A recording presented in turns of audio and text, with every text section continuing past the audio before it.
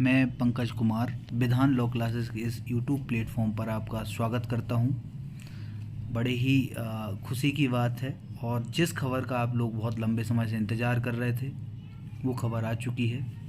MP high court में इसके पहले जो पिटीशन लगाई गई थी उसमें निर्णय दिया गया था कि अब फिर से प्रीलिम्स का रिज़ल्ट देने की कोई आवश्यकता नहीं है और पिटीशन ठीक से सुनी भी नहीं गई थी, क्योंकि प्रीलिम्स के संबंध में जो नोटिफिकेशन आता है प्रीलिम्स पोस्ट आने के समय, उसमें स्पष्ट रूप से उल्लेखित किया जाता है कि जो प्रीलिम्स का रिज़ल्ट आएगा वो 1/10 आएगा। मतलब एक पोस्ट के लिए 10 व्यक्ति प्रीलिम्स दे सकेंगे और इसी क्राइटेरिया के आधार पर हमेशा प्रीलिम्स का रिज़ल्ट आता है।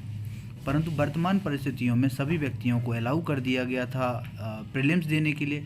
बाद में हाई कोर्ट ने ये डिसीजन दिया कि जिनके पास 3 साल के वकालत का अनुभव है या जिनके पास LLB या BA LLB में 70% हैं, वही व्यक्ति सिविल जज देने के लिए एलिजिबल होंगे, सिविल जज के एग्ज़ाम के लिए एलिजिबल होंगे।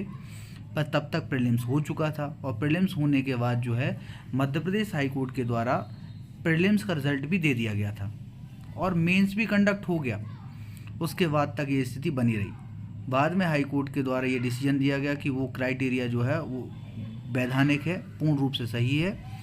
और उसके बाद जो है बहुत सारे लोग जो हैं जो मेंस दे चुके थे वो नॉट एलिजिबल हो गए। मतलब 1/10 का जो क्राइटेरिया था, एक पोस्ट के लिए 10 लोगों का जो मेंस देने का क्राइटेरिया था, वो फिर से अपूर्ण हो गया।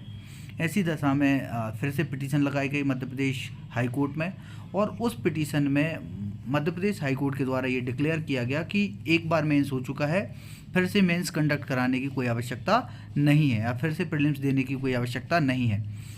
इसके बाद कुछ समय बाद जो है फिर से रिव्यू पिटीशन फाइल की गई और रिव्यू पिटीशन को जब सुनते हुए जो तत्कालीन चीफ जस्टिस हैं, एक्टिंग चीफ जस्टिस हैं, उनके द्वारा बहुत गौर से उस पिटीशन को सुना गया, हर एक पहलू पर विचार किया गया, हर एक पहलू को सुना गया, सुनवाई का पूर्ण अवसर दिया गया और उसके बाद जो है सुनवाई करने के बाद उन्होंने हर एक पहलू पे सुनने के बाद ये छात्रों के हित में डिसीजन दिया कि जो बच्चे जो है एलिजिबल हैं एग्ज़ाम देने के लिए, उनकी फिर से लिस्ट बनाई जाए। मतलब सर्वप्रथम एलिजिबिलिटी डिसाइड की जाए कि जो इस बार प्रीलिम्स बच्चे दिए थे उनमें से कितने लोग एलिजिबल हैं, कितने लोग नॉट एलिजिबल हैं, ये डिसाइड किया जाए परीक्षा सेल के द्वारा। मध्य प्रदेश हाई कोर्ट का जो परीक्षा सेल है उसके द्वारा ये अभिनिर्धारित किया जाए कि कितने लोग परीक्षा देने के लिए एलिजिबल हैं, मतलब प्रीलिम्स देने के लिए कितने लोग एलिजिबल हैं, ये डिसाइड किया जाए।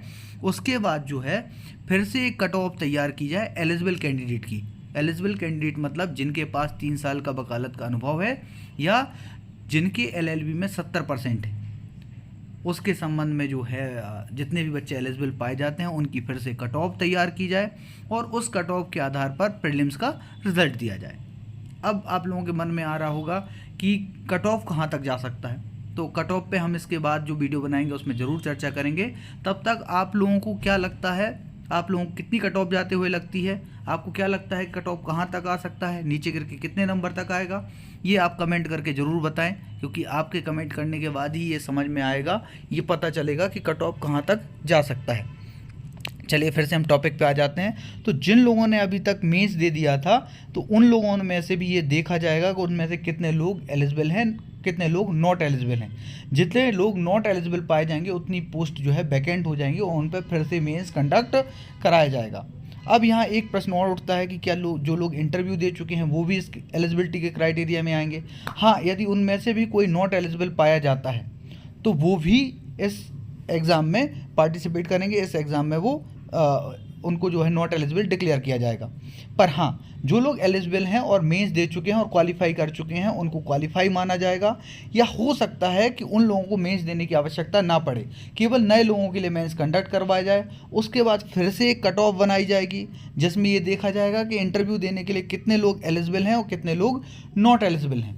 और जब ये सब चीज़ें डिसाइड होने के बाद जो है फाइनल रिजल्ट दिया जाएगा। तो अभी वर्तमान परिप्रेक्ष्य में जब हम बात करते हैं तो फिर से एक प्रीलिम्स का रिजल्ट आएगा, प्रीलिम्स का एक नया कट ऑफ आएगा और उसमें क्या होगा कि बहुत सारे लोग जो हैं, नए लोग जो हैं, उनको मेंस देने के लिए मिलेगा।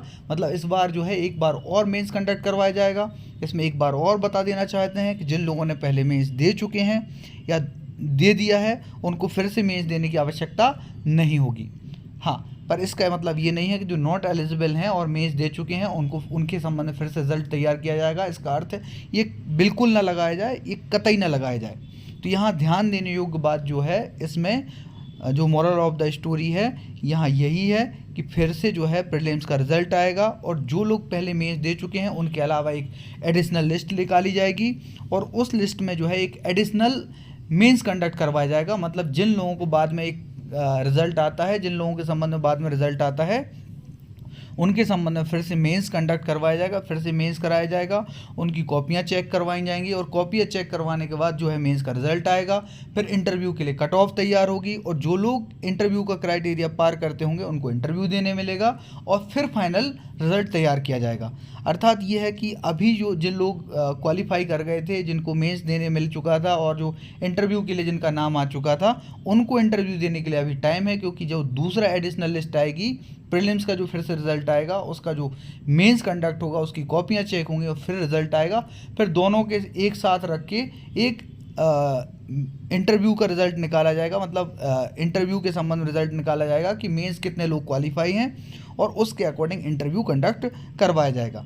और यदि आप लोगों को जो है ये लगता है कि कट ऑफ बहुत नीचे आएगी, कितने नंबर तक आ सकती है, इसके संबंध में आप ज़रूर कहीं ना कहीं मैसेज करें और ये भी बताएं कि क्या ये जो निर्णय लिया गया है इससे ये स्पष्ट होता है कि क्या फिर से जो है एलिजिबिलिटी को चेंज किया जा सकता है, क्योंकि जो पुरानी एलिजिबिलिटी थी वो पुरानी पोस्ट के संबंध में थी। अब चाहें तो जो वर्तमान चीफ जस्टिस हैं वो फिर से विधि एवं विधायी विभाग जो है मध्य प्रदेश सरकार को फिर से प्रपोजल भेज सकते हैं और जो पुराना क्राइटेरिया बना दिया था 3 साल और 70% उसको कम करने की मांग कर सकते हैं और जो सरकार है, राज्य सरकार है, वो फिर से ऑफिशियल नोटिफिकेशन निकाल के उस चीज़ को वापस ले सकती है, ख़त्म कर सकती है, फिर से एक एलिजिबिलिटी डिसाइड कर सकती है। इसके संबंध में रूल बनाने की जो पावर है वो हाई कोर्ट के लिए है। तो आपको क्या लगता है, क्या उस संबंध में भी निर्णय आ सकता है? इसके बारे में जो भी आपको लगता है मैसेज करके ज़रूर बताएं। Thank you. आशा करते हैं जानकारी पसंद आई होगी।